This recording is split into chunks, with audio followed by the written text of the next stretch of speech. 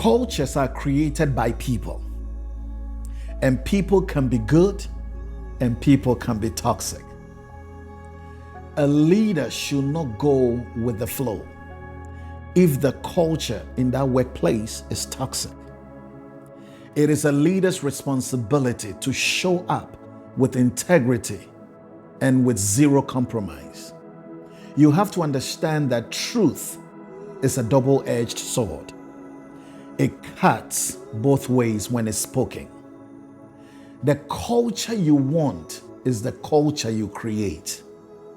And this is how civilization over the years have been able to break old patterns.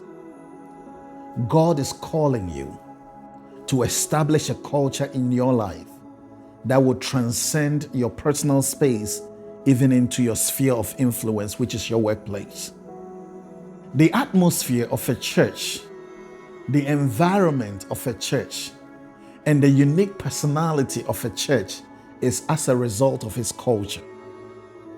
Atmospheres, environment, and personality breeds mission, values, behaviors, goals, and ethics. These missions, values, goals, and ethics gives birth to relationship and impact. And where there is relationship and impact, you will always see the fusion of cultures, where people wouldn't even identify where they are from, but they will identify themselves by that common goal or vision that governs that group of people.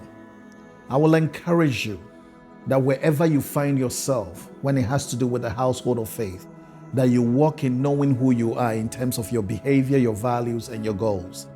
And as you know that, you will attract the right culture around you.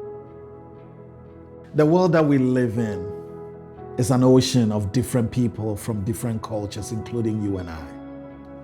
I will encourage you to learn to adapt, for you never know the raven that God will send to bring you your next meal.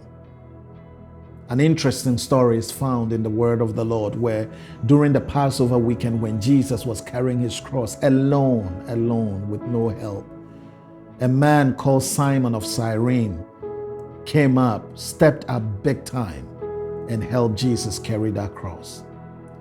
I've always asked myself, what was his upbringing like?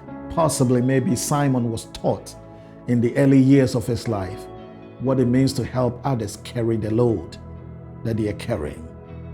When you understand your culture, when you know who you are, out there in the ocean of life, you will embrace what needs to be embraced and you will reject what needs to be rejected because you know the culture for which you were raised in.